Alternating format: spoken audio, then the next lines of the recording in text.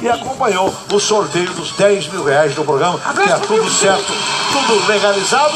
E agora vamos ver se a Adriana, você tá assustada? Olha a cara de brava, né? Tá nervosa? Você sabe que aquele rapaz estava aqui, aquele rapaz que é mestre de obra, ele quase que ganhou 5 mil. Você tem que contar 1 minuto na cabeça certinho. Que isso? Que eu tenho um telefone entrando aí no ar aí. Fantasma! Fantasma.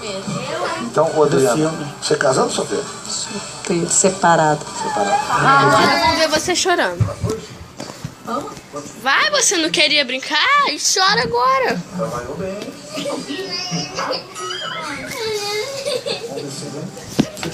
Ó, vem. Tem você na cama. Depende de às vezes do dia. Ninguém sabe Deus.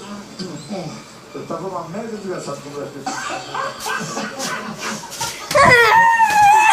Solta essa. Para!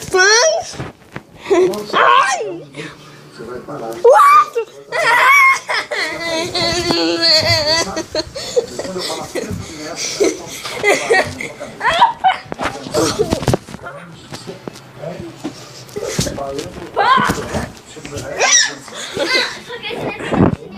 Claro, você também pegou chinelo porque eu não posso pegar.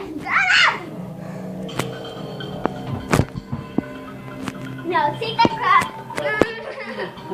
Vem agora. Vai da cá?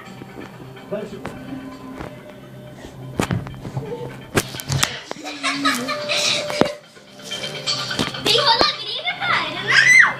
Ai, não taca vocês na minha cara. Melhorou.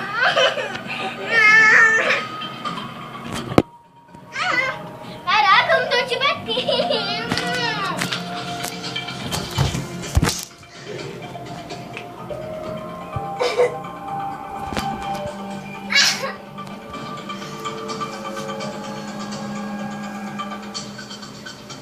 Me dá meu celular.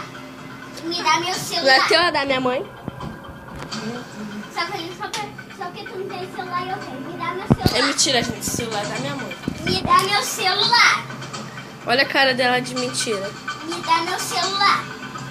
Eu tô falando que me dá. Não, não é seu, Lerdona.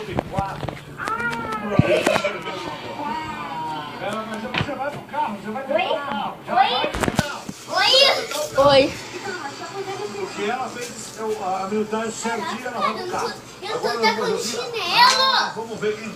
Alô? Alô? Alô? Tem alguém na rua? Alô? Oi, Quem tá falando? oi, Ratinho.